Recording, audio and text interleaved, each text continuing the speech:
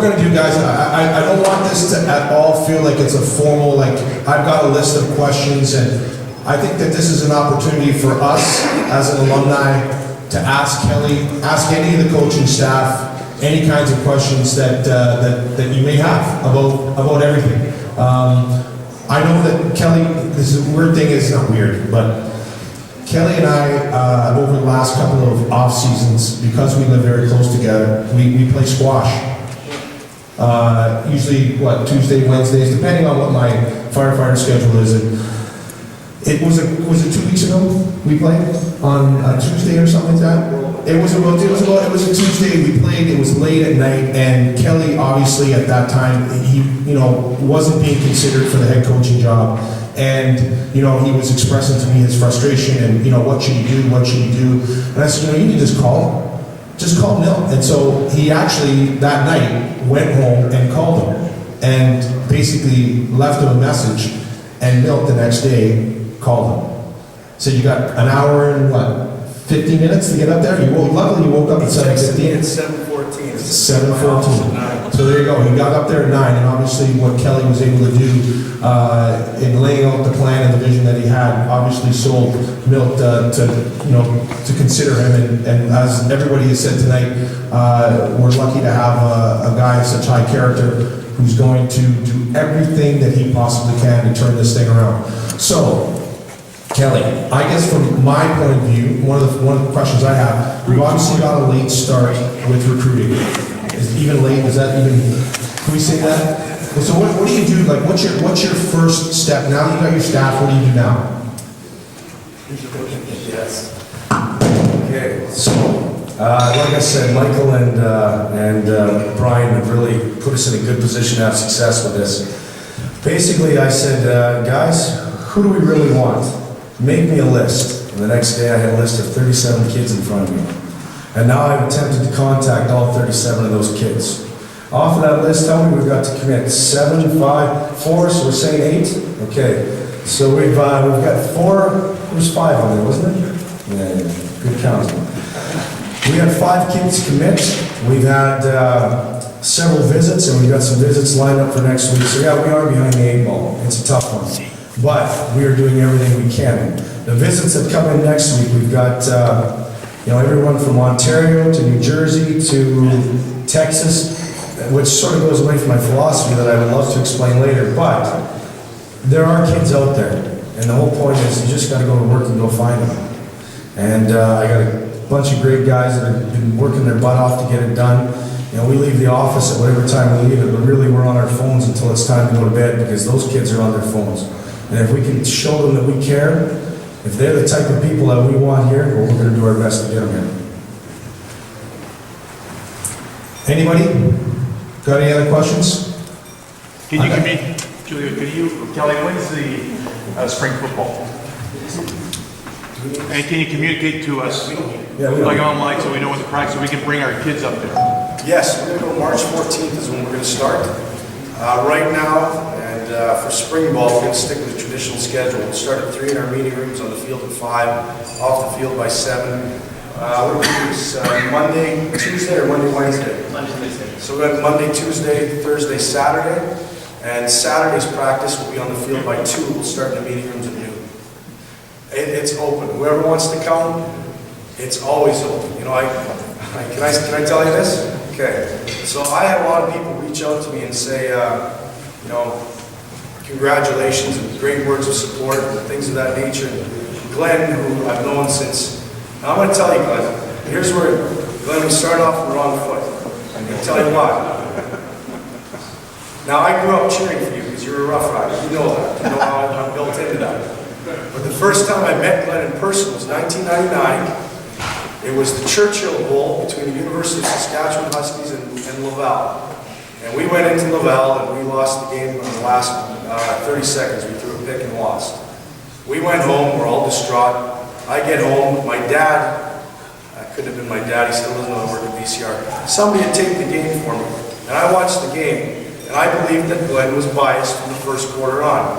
It took till maybe 3-4 years ago to completely let go of that. So when Dean says that I have pride, I got some issues with that, but we're going to deal with that. So one of the first guys to reach out and congratulate me was Glenn. I mean, he's in terms of a face that's out there nationally as a Clan alumni, it's Glenn. I said, thank you very much.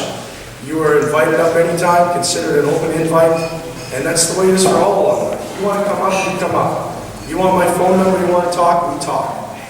Glenn replied to me, he goes, "This is the first time I've been invited up here in 30 years. Well, that isn't right. So we want to change that now. I want you to understand that if you are an alumni and you want to talk, yeah, I understand I'm coaching a football team, I'm going to be busy, but I'm going to do my damnedest to make time because that's the way it should be. Alumni need to be a part of this.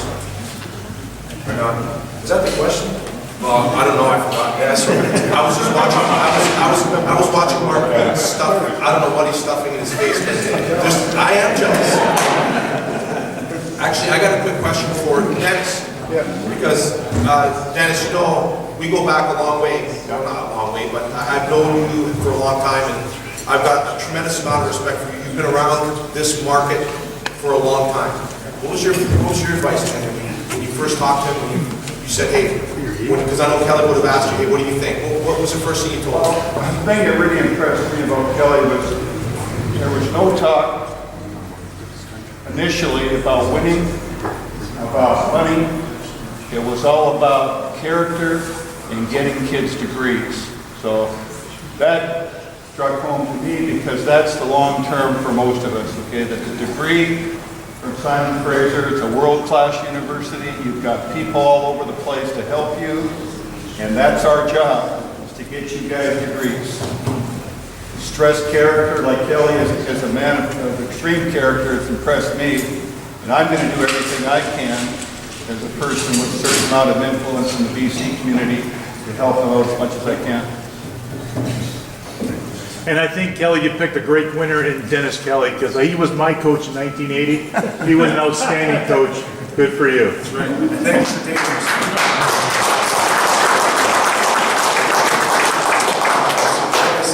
I mean, I've got a great coaching staff. Start to build towards outwards, and to have two BC guys that are alumnus, that are Klansmen, that, I mean, they've coached up there, they care about it. This is the way it should be. Yeah, no, I think I totally agree. Like, when I heard you hired both those guys, I was like, wow, what a great first step. Awesome. And then to have Joe Palpal, really, what can you say about that? Sweet Joe. Well, Joe's such a great, not only, we talk about players or people that have had huge impacts on you, and two of them here. One's Lou Segley for me, and the other's Joe Palpal. I mean, I just cannot express how lucky the kids are up there right now, that when you see these guys walk out on the field, and for me, Joe Palpal was everything to me. I learned more in my first training camp in 3 weeks from Joe Palpal than I had in the last 4 years. That's how much of an impact he had on me. And I tell you, you guys are going to be very, very fortunate to have these guys come out there and coach you. You're going to learn a lot very, very quickly. Let me tell you something about Joe. Joe came to the Lions last year after being out of the CFL game for 7 years, and it's a different world. I mean, computers are everything. Gentlemen, I took math a lot in high school because I wasn't good at it. It's all I do now. You know that thing where you say, I'm never going to use this? That's all I do.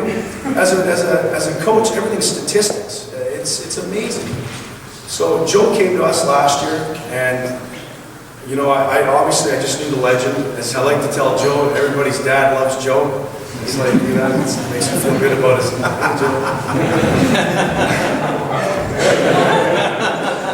So Joe came in and he had to jump right into it. He had to learn DV Sport, which is the program we use up at the Lions. It's as complicated as it gets. He had to learn how to use Playmaker to draw everything, because everything we do is draw. We draw it out for the players. Now, as a man who is in his years, that's tough to come in and all of a sudden learn a computer.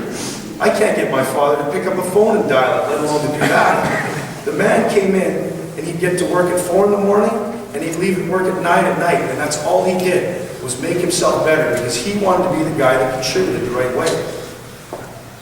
That's why that man is on the staff right now, because one, he is a tremendous person, but two, I know he's going to do whatever it takes to win. And he's going to do it the right way. Winning is important, but doing it the right way is more important. Thank you, Joe. Anybody else? Kelly, when you talk about dialing the phone, they don't know what you're talking about. Yeah, I know. Anybody else? Strong ball, Julio. We're gonna bring back the strong ball. Milt, are we playing the Shrub Bowl? We want to. Eventually, SFU And wants to actually- play the Shrub Bowl. they want to play us. We just couldn't get the date this year. Yeah. But we're definitely working. I could see it happening next year. And this is the other thing that I want to start to get this across to the coaches that are out there. In terms of recruiting, everything we do as SFU, as a part of the NCAA, we have a whole different set of rules as compared to the CIS.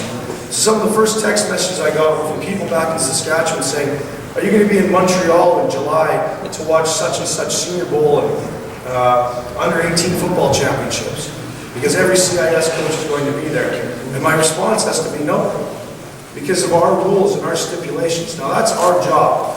Our job up at SFU is to communicate with you guys as high school coaches so that you understand what we're allowed to do, when we're allowed to do it, so that there's a line of communication, some transparency, and you understand we're doing everything we can within our set of rules. So yes, Strumble. Anything else?